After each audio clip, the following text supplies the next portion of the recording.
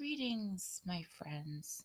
Today I'm going to make another screen share video. This one will probably be a few minutes.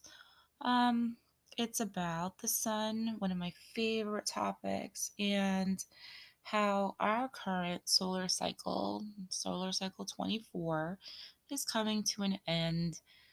So right now we are in October of 2019, and the solar cycle 24 is set to end in November, December of the end of this year, 2019, setting the way, paving the way for solar cycle 25 to begin.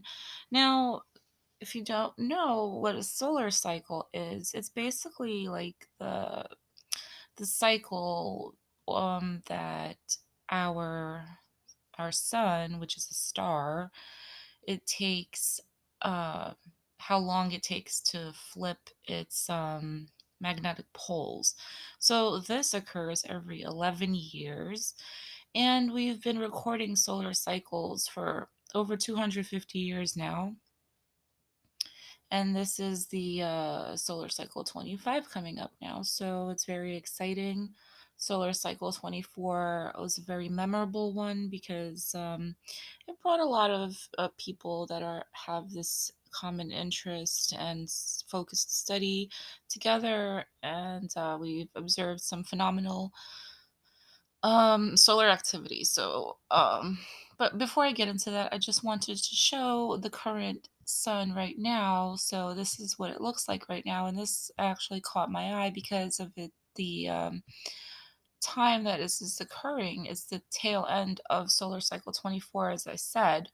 Now, our sun is a middle-aged yellow dwarf star. So this, what we're looking at, is a star, and even though it's our sun, sometimes people don't understand that it is a star. So basically, we see Earth scale here, we have a scale of the Earth, and this is a coronal hole. So what actually caught my eye is the vast amount of coronal holes that are occurring right now.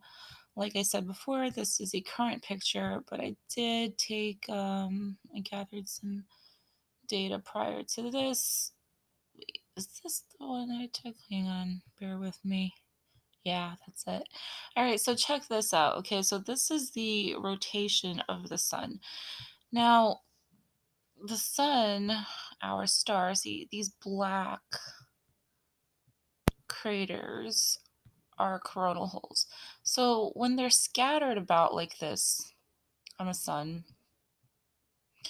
it basically means that there's something going on inside the sun. The magnetic fields are shifting. So this is leading me to believe that we are currently undergoing a magnetic shift on the sun, which, like I said before, happens every 11 years. Oops. So, okay, and this process here is called the Dynamo Effect. And basically, so we know that the sun, our star, is not solid. It's basically gas. So it's rotating. But the way that it rotates, I'll show you quickly. So you see how it's moving this way. So it really is going like this too. It's flipping and flopping.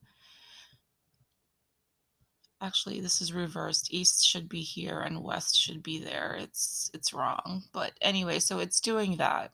And as it's doing that, it's creating this dynamo effect, which basically means that the equator, the center of the star right here, is moving slower than the poles. So everything inside is shifting and like pulling and twisting and causes these breaks, these open breaks in the corona. So basically what happens is that when um you have a coronal mass ejection, it will shoot out and then it'll return right back to the corona because it's drawn to it. It's magnetically drawn and charged to go back. However, these dark canyons here don't have a corona. Therefore, all those particles that are inside the sun are just streaming out, shooting out, pew, pew, all over the place, just free flowing, and that actually causes geomagnetic storms. But as I like to refer to this as like an open, gushing wound that just shooting blood everywhere. Oh, it's everywhere. Oh my god. Anyway, so that's what I like to think of it as, just this open, gushing wound on the sun. And it's as it's turning this way, it's constantly uh shooting those high energy particles, and as it turns around it's coming to be earth directed, which leads me to my next prediction is that the KP index will go up and we will have some geomagnetic storms. So I'll explain to you what those are. So here we have the KP index. Basically, when we have a geomagnetic storm, excuse me, it basically happens when there's an X flare, coronal mass ejection, or just coronal holes. Basically, anything that just shoots particles at us. So this is solar cycle 24, like the big events that happened. So this is the last massive X flare that happened was the X 9.33, which happened in September of 2017. It came from solar spot 2673. There was a R3 radio blackout. There was a solar radiation storm S1. There was a coronal mass ejection. There was no geomagnetic storm. So here, like basically, we can see now. You're asking what's a a radio blackout. So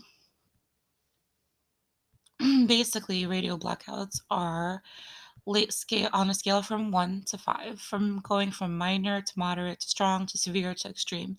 So the higher the energy particles that are flowing out of the sun, pew, pew, remember the open gushing wound, the pew, pew, and so it basically the KP index goes up. So let's say we have a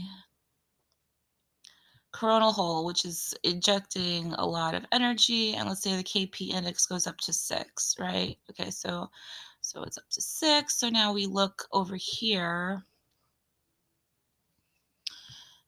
and we can see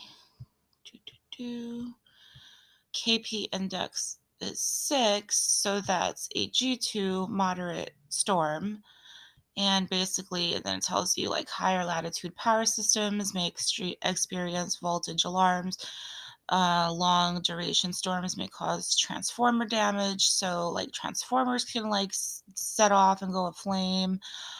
Spacecraft operations, corrective actions or orientation may be required by ground control. Possible changes in drag affect orbit predictions. So the radios also are affected by this. So that's how we can check the radio blackouts.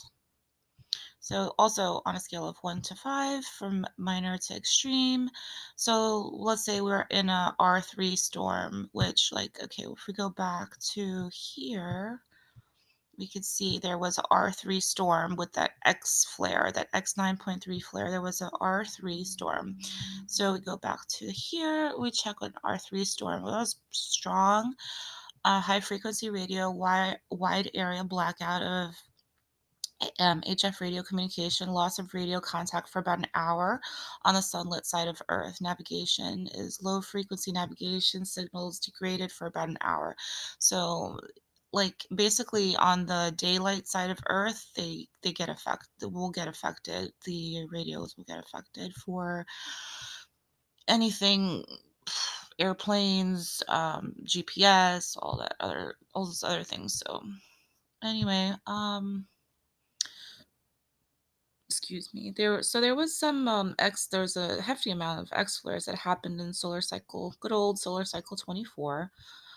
I do remember all of these because they are kind of big events that happen within the solar fiend community.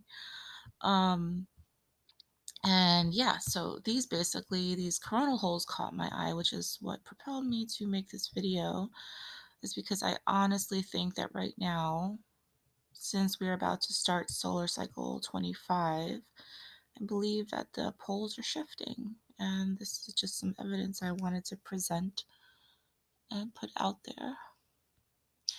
And if you guys get some cool aurora borealis, please let me know. Maybe take a video or some pictures and post it up. I'd love to see it. All right.